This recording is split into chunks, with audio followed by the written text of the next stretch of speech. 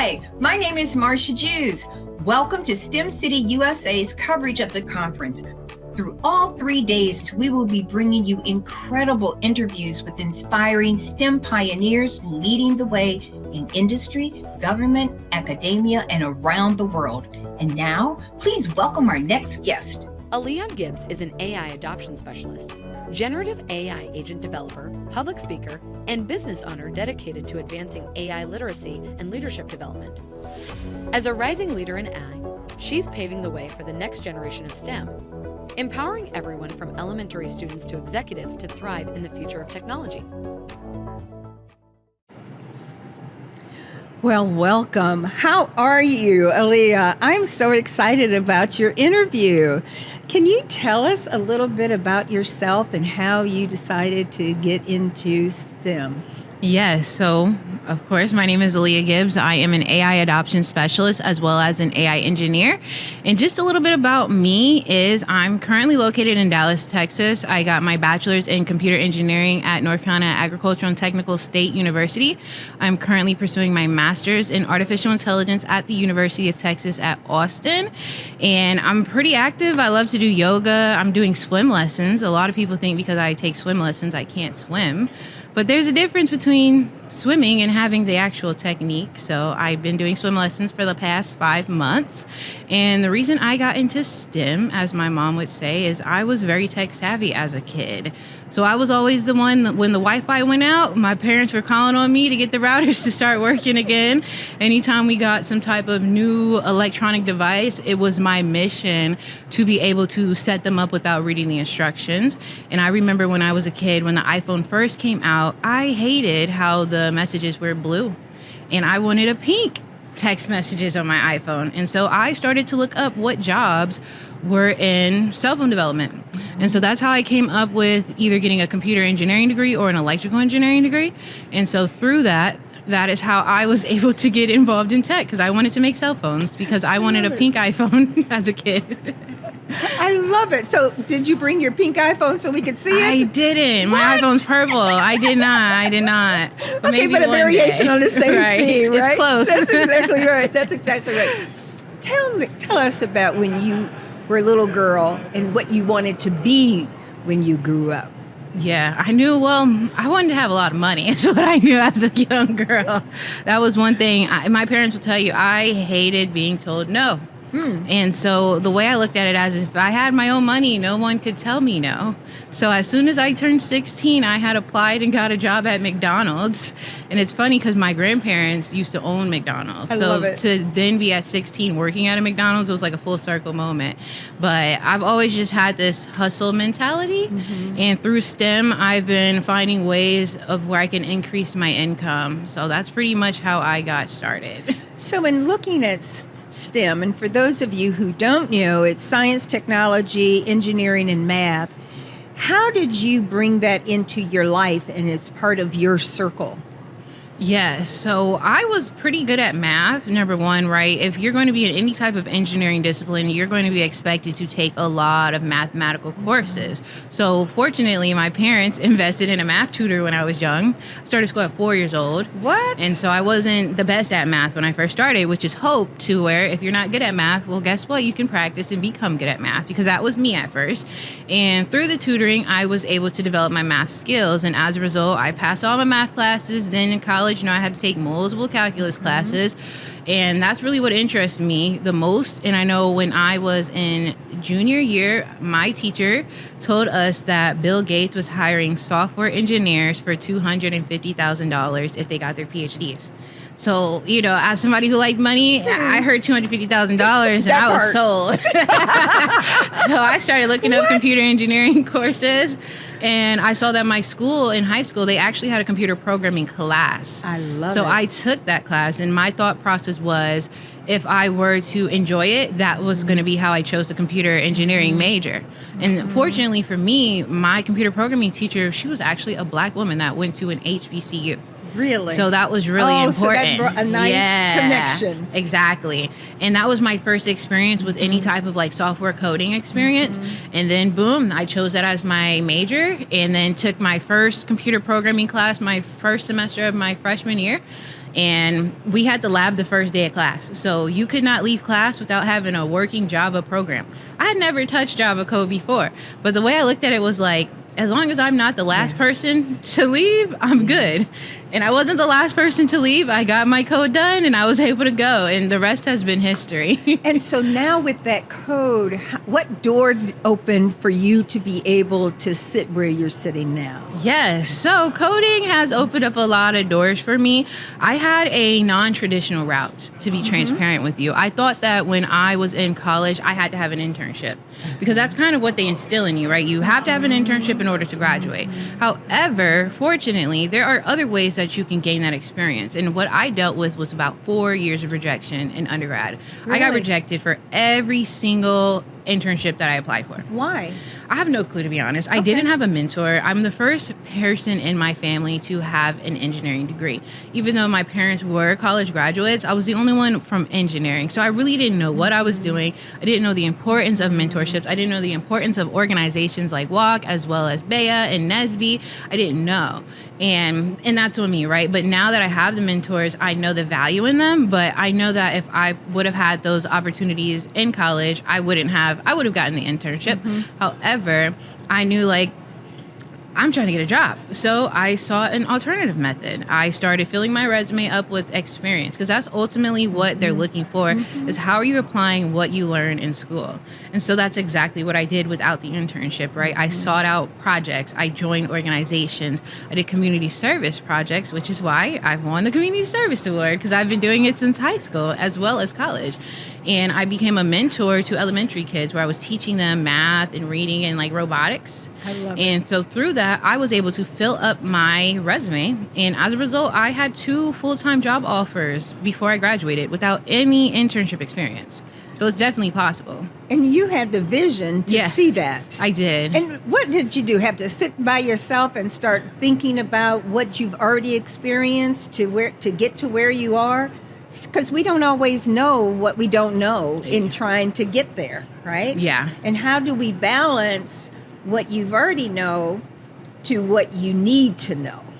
Is there a difference there? There is, but I think in a lot of the books that I'm reading, when it comes to success, right? The point is to start. You're never going to have everything that you need in order to get started. But when you start, we usually have a lot more resources available to us than we're aware of. But if you don't start, you'll never know the resources that you currently have. And so when you start along the way of that journey, you will continue to meet more people who can help you. You'll continue to receive more resources along the way. But the first step is to start. And so that's exactly what I did. I spoke with my professors, and as a result, I got to be on this autonomous vehicle project.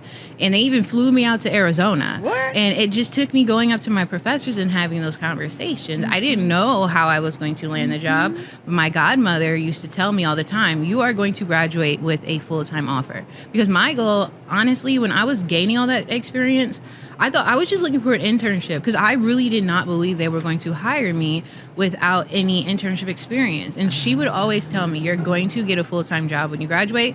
And the work that I was doing, even though the result wasn't to get a full-time job, it was to get an internship in my head. It ended up getting me multiple full-time job offers. So it all worked out. But I'm glad you mentioned that, because we don't always know how to deal with mentors and how to approach them, how to cultivate a relationship with them, and or identify them within these different corporations and getting access. How are you able to access all of these levels? Yes. So I would say now, really just by having a conversation, most people have no problems talking about themselves or how they got to where they're at. So really just seeking interest in people and really just understanding their stories is honestly the first way to start. And when I go to these type of conferences, if there's a speaker who resonates with me, I'll usually go up at the end of the conference and introduce myself. That's how I became a public speaker, is because I was able to come up to one of the speakers and I told them I wanted to start doing workshops, and she became my mentor. And from that moment, now here I am speaking at conferences, and that was 2 years ago. I love it. So now that you have put a lot under your belt, right? What's the next 5 to 10 years look for you? So the next 5 to 10 years looks for me, full entrepreneurship, to be transparent, living between New York City, my favorite place in the world, Yay. as well as Dallas, being bi-coastal between both locations, and creating different AI adoption programs. I am in the process of building a new movement, which we can talk about later, and I plan to spread AI education. It's looking at it like it's AI taught by us for us, because I was told that African Americans, we're about 12 to 18 years behind in technology. Really? Yes. And with artificial intelligence, if we don't get on board, it's only going to increase. So that is what the mission of my new organization that I will be launching kind of targets. Really? Yeah. Oh, that's very interesting. And it sounds like it's more of a national, global conversation. Yes. I I'm see building it in a your big eyes. mission. It's going to be huge. Yes, I can tell that. Give us 3 things that you would want your younger self, that you would be able to bring it to now, that you didn't or should have. The number one thing is you don't know everything. I would say a lot of my family knows I can be very hard-headed. And so being open to listening to other people earlier probably would have been more beneficial. And I was also very introverted, which I am still. A lot of people like Dr. Terry don't believe me. I'm very introverted at times. So I would not go up and speak. So now that I know better, that's definitely something I would tell myself back in the day, is like, hey, go up and speak to people. It's okay. It's not as scary. You know, you have to open your mouth in order to get what you want in this world. And you will be surprised by just telling people what you're trying to do, how many people will be willing to help you along the way. And you're absolutely right, because a lot of times you don't even know what you don't know unless you have somebody in your circle or somebody near that you can trust with your life, because that's what we're talking about. So somebody could bring you something negative that you don't even realize if you hadn't paid attention or listened to others who report. What I would wonder, should we identify, or how do our young people identify somebody who could help them build their career? Who's that mentor for you? What type of person, what type of mentor should be for somebody who might be in middle school or high school or college? What does that look like? So I would say 2 things. Number one, you have to respect the person you're seeking mentorship from, right? If you don't respect them, you're not going to listen and apply what they say to you. So you have to respect them. And then number 2, they have to be successful at what it is you're seeking mentorship from. So if they don't have receipts, then I definitely wouldn't recommend seeking mentorship. You have to see their track record. It needs to be someone who has proven success in the area that you're trying to seek help in. And that way, you know, like, okay, they know exactly what they're talking about. I've seen it throughout their career, as well as I respect them. So I'm going to listen to what they say. And from there, that's how it works. That's exactly right. But that listening is really huge. And sometimes people are so busy being busy and over talking you that they can't even really hear the essence of what's being said. How do we help folks to shape that conversation, whatever it is, because it's helping you develop what you need to do within that career span? What are we doing, and how do we find those types of mentors that can help guide you? So I would say the number one place to start finding mentors is attending conferences like these, right? This is the place where mentors, in my personal opinion, when I went to the NSBE conference in 2023, I was able to leave with multiple mentors. Even when just me asking a question in the audience, someone came up to me afterwards because they wanted to mentor me. And so just, once again, me speaking up, one thing I'm very proactive in is I like to ask questions. So anytime, if I'm in any type of session, I will go out of my way to ask a question as an audience member, because that way people see your face, because I used to be so scared of doing that stuff as a kid. Really? Yes, that introvertedness.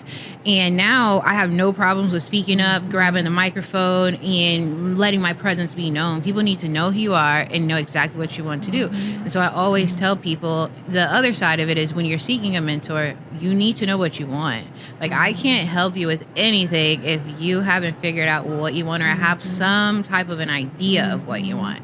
So I always tell people it starts with the self first before I can help you. That's huge, because that's what I say. You have to see yourself And if you don't see yourself, you need somebody to help you to see yourself, because there's so many different places that you can go if you have all the right information from the right people. Finding those mentors and teachers and family members who can pour into you all of those informational things. Do you find that to be difficult for you? Definitely not, to be honest with you. It wasn't hard when it comes to my engineering career. At first with the business, because I didn't know what I was doing in business, right? I've been an engineer for 7 years, so business is an entirely new ballgame. But the way I have to look at it is, even though it's engineering versus business, there's still the same steps when it comes to it, right? I had engineering mentors, and now I need business mentors. It's the same process, just a different game. And I look at it as, if I can be successful and an award-winning engineer, I can be a successful award-winning business owner. I just have to be connected to the right people. I sought out business organizations. I've gone to business networking events. And now I have a lot of different speaking mentors. August, I didn't have one speaking mentor. Now I have like 5. I have accountability partners in the speaking industry now. But it just took myself aligning with the right speaking organizations to do that.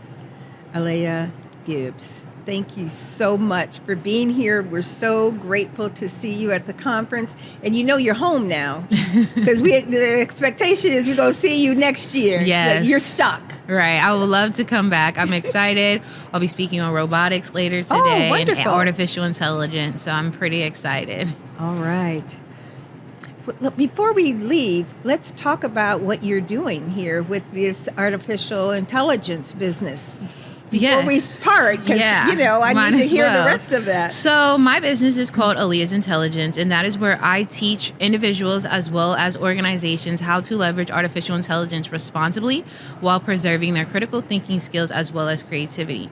So a lot of people are fearing that AI is replacing them or getting rid of the critical thinking skills. But when it comes to my company, we train you on how to use artificial intelligence to supercharge you and to make you faster. And I'm actually doing a masterclass that I'm promoting. It's called the $40,000 AI Masterclass, and I will show you the different use cases that help me earn an additional $40,000 this year while using artificial intelligence. So that's kind of what I have on the radar coming up. So that was awful light and airy. Thank you so much. We're going to talk about, how they say, we're going to catch up with you soon, okay? Ladies and gentlemen, this is really huge, and we really want you all to take advantage of what you've learned here and to learn more about what she's doing. Thank you, Aliyah. Thank you.